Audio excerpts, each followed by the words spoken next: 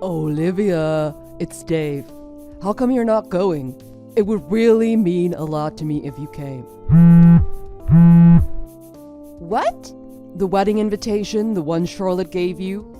You sent it back saying you weren't attending. Why?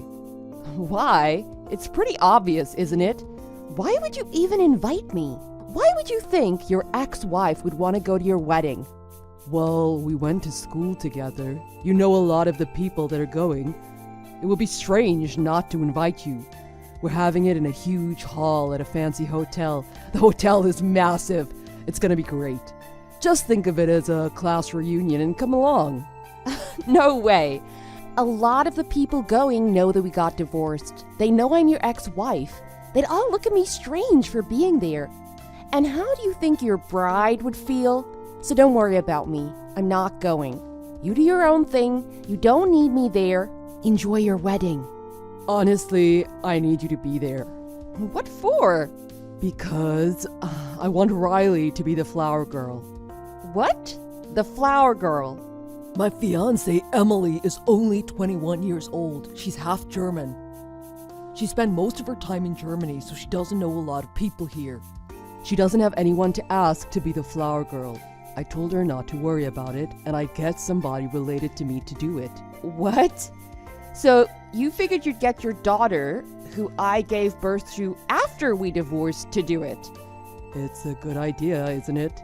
No, it's not. If she knew who you were and loved you like her father, I could understand. But how many years has it been now that you haven't seen her? She only knows your face because I've shown her pictures. Think about it.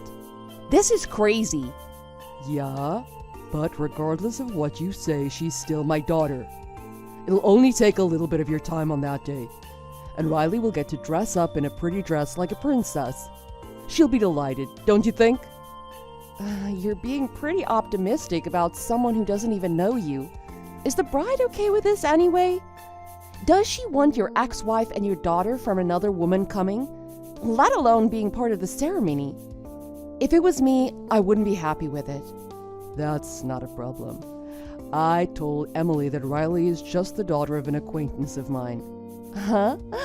Hold on here. What? I just want to get this straight. You haven't told your wife-to-be that you have a child. No. She knows I was divorced once, but that's all. What? Why? Emily's only 21. She's still pretty young, so I didn't want her worrying about my past. That doesn't matter. This isn't something you should keep secret from someone you're about to marry. I'll tell her when the time is right, just not now. Let me use my own discretion on this issue. You'll tell her when the time is right. This isn't something you should take lightly. Yeah. Look, don't get so worked up about it. Emily and her parents are all pretty laid-back people. I'm sure it's not something they'd even care about. What do you mean? Whatever, I don't care what you do. But from now on, even if you're in trouble, leave me and Riley out of it. You obviously don't want her in your life, so let's keep it that way. You're not my responsibility anymore. Yeah. So, I'm looking forward to Riley being our flower girl. No, she's not doing it. Why not? I already told you why. And Riley is old enough now that she understands what's going on around her. She knows the reason you and I got divorced was because you were sleeping around.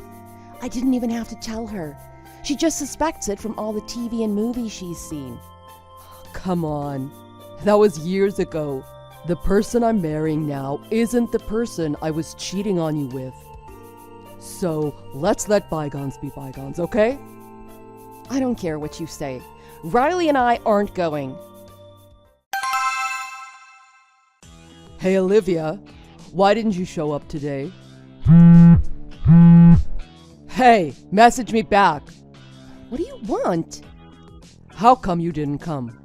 Obviously because I sent back my invitation saying I wasn't attending. No, you told me that you'd be there. I told you I wasn't coming?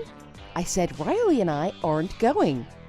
Because of you, we had a huge incident at the ceremony. I'm at the police station now. Oh, is that so? I thought you were coming, but I didn't see you anywhere. Then I saw a little girl in the hallway dressed up in a beautiful dress, like a flower girl. I assumed it was Riley, so I went to grab her and take her with me. But there was a little girl attending a different wedding. I knew it was a huge hotel, but I didn't know it had 2 halls for weddings. And I didn't know there was a different wedding happening there on the same day. It caused a huge uproar. People thought I was trying to abduct her. You mean you didn't even ask the girl her name before you tried to take her with you? It was right before the ceremony was going to start. I was already panicking. She looked like Riley, and she was in a beautiful dress. It was an honest mistake. So that's all that happened, huh? I think you're only telling me part of the story.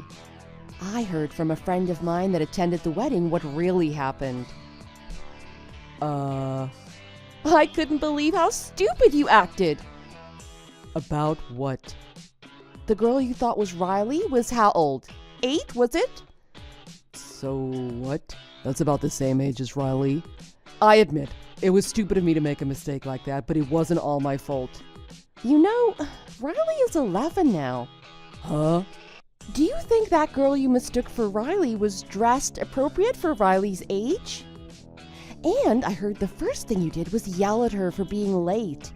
Then, when she started crying, you grabbed her by the arm and started dragging her down the hall against her will, didn't you? Of course something like that caused a big uproar. Hold on a second here. Riley is 11 years old? That's right. I know you haven't seen her since she was about 2 years old, but to mistake your own daughter's age by 3 years? Has your brain missed a few updates or maintenance checks on its memory circuit? I can't believe this. How come you didn't tell me that sooner? Huh? A flower girl is supposed to be young, like elementary school grade 3 or younger. If I knew Riley was 11, I wouldn't have asked you in the first place. Don't blame this on me. You should remember how old your own daughter is. And the problem you had today isn't about that at all, now is it? Don't change the subject. I'm not changing the subject. The whole subject we're talking about is what you did at the wedding today, isn't it? What do you mean, what I did? Anyway, for now, after the police release you, the first thing you need to do is apologize to that little girl and her parents. And then you'd better go get on your knees and beg for forgiveness from your bride. What? I mean, I understand apologizing to the kid, but why should I have to apologize to Emily? I told you, I got all the information from my friend who was there. Emily knows that you have a daughter now. It looks like she found out shortly after your little incident. What? How? When you were trying to get the little girl to go with you, apparently you were yelling things like, "Do as your father says." I didn't say anything like that. At least I don't think. People on the bride's side of the family heard you yelling things like that. You're kidding, really? I guess your parents got barraged with questions about it, but they had no idea what was going on. Someone on the groom's side knew about our daughter and told them all about her. Oh my God. You're kidding. And I did too. I got a call from Emily's father today. He wanted to verify if what he heard was true. What? I shouldn't have to tell you, but I told them all about the daughter you were trying to hide from them. I also told them why we got divorced in the first place. That means I told them about you cheating on me. Oh my God. I told you, if you didn't tell her the whole story, you'd be making a big mistake. Hold on a minute. Why are you acting like this is someone else's problem? Huh? Your ex-husband had a huge mix-up regarding your daughter. He's in a lot of trouble right now. You better get over here as fast as you can and get me out of this. Have you lost your mind? Huh? You're the one who kept your daughter a secret from your fiancé.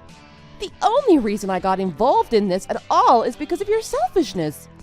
All I did was clarify what your bride already had heard from other guests at the wedding. So, me taking your side in this, or going there to help you in any way, it's not my responsibility. Not in the slightest.